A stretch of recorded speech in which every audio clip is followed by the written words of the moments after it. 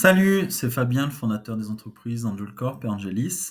Aujourd'hui, on va se poser une question passionnante. Est-ce qu'on joue pour s'amuser ou pour gagner? Que tu sois un gamer aguerri, un amateur de jeux de société, ou pas du tout. Tu as peut-être déjà réfléchi à la question. Tout d'abord, c'est important d'avoir à l'esprit que le jeu ne se limite pas seulement à la partie divertissement, comme les jeux vidéo, les jeux de société. Il existe de nombreux types de jeux dans la vie. Et d'ailleurs, les gens les plus heureux considèrent aussi la vie comme un jeu. Donc tout d'abord, on a les jeux de divertissement. Dans ce type de jeu, le but affiché, c'est de gagner la partie. Ça apporte une certaine satisfaction, et puis on passe à autre chose. Mais à mon avis, l'objectif principal, c'est surtout de se divertir, de réduire son stress, de passer un bon moment avec des gens qu'on apprécie. Et ces jeux permettent également de développer des compétences importantes, telles que la résolution de problèmes, l'analyse, l'esprit critique, et puis le travail d'équipe. C'est super important pour l'apprentissage. C'est d'ailleurs une des raisons pour lesquelles les enfants jouent autant. Et en grandissant, il faut garder son âme d'enfant, jouer avec les potes, jouer aussi avec nos enfants. Ils adorent ça. Deuxièmement, un autre type de jeu, les jeux du business, des affaires. Dans le monde du business, généralement, gagner, c'est synonyme de gagner le plus d'argent possible. Mais ça peut être aussi se faire plaisir dans son activité, apprendre, progresser, passer du temps avec des personnes intéressantes, et puis bien d'autres choses. C'est des formes de victoire. Et un point important, c'est que le business est un jeu infini. La partie ne s'arrête jamais en fait. Une entreprise ne devient pas numéro un, en haut du top score, et puis le reste indéfiniment.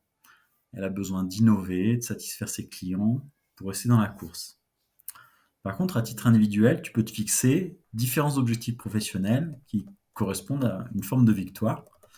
Par exemple, ça peut être atteindre un certain niveau de revenu qui te fournit le confort nécessaire pour toi et pour ta famille. Ou bien, un objectif un peu plus ambitieux, ça peut être d'atteindre le Graal de la liberté financière. C'est lorsque tes activités professionnelles te rapportent suffisamment d'argent de manière passive pour que tu n'aies plus besoin de travailler. À partir de là, tu travailles seulement si tu en as envie, pour le plaisir, pour t'accomplir, pour aider les autres, pourquoi pas.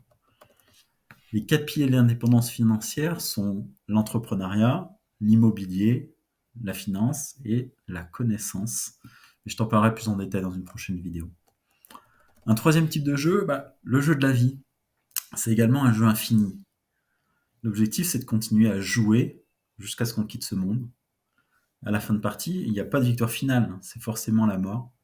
Tu es né de la poussière et tu retourneras à la poussière. La victoire, finalement, c'est d'avoir vécu une belle vie. Le sentiment de gagner est propre à chacun. Est-ce que c'est tout simplement avoir à manger, à boire, un toit sur la tête? Victoire de base, mais que tous les êtres humains n'arrivent pas à atteindre. Est-ce que c'est avoir une famille aimante? C'est un bonheur énorme. Est-ce que c'est être fortuné pour pouvoir se payer des choses matérielles, des plaisirs de la vie? Je pense que l'objectif commun à tous les êtres humains, c'est d'être heureux, mais la manière d'y parvenir dépend de chacun. Et un autre point important, c'est qu'il y a des jeux à l'intérieur du grand jeu.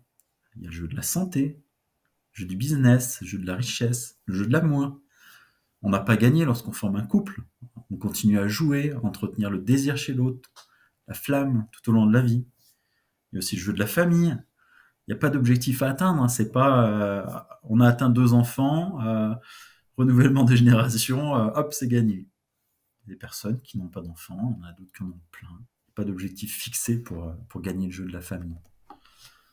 La vie est finalement un jeu d'une très grande complexité. En plus, les règles, les objectifs changent en cours de partie. C'est le propre des jeux infinis. Notamment nos objectifs personnels, nos rêves, nos aspirations, et puis les obstacles à surmonter pour atteindre ces objectifs changent en cours de partie. Alors, au final, faut-il jouer pour s'amuser ou pour gagner? Pour les deux. La réponse, c'est vraiment à toi de décider, de mener tes jeux, de mener ta vie comme tu l'entends. L'essentiel, c'est de vivre chaque expérience à fond, en savourant le plaisir du chemin, ou bien l'exaltation de la victoire finale. Merci d'avoir regardé cette vidéo. J'espère qu'elle t'aura plu. N'oublie pas de t'abonner, de partager autour de toi. Prends soin de toi, puis à bientôt pour de nouvelles aventures.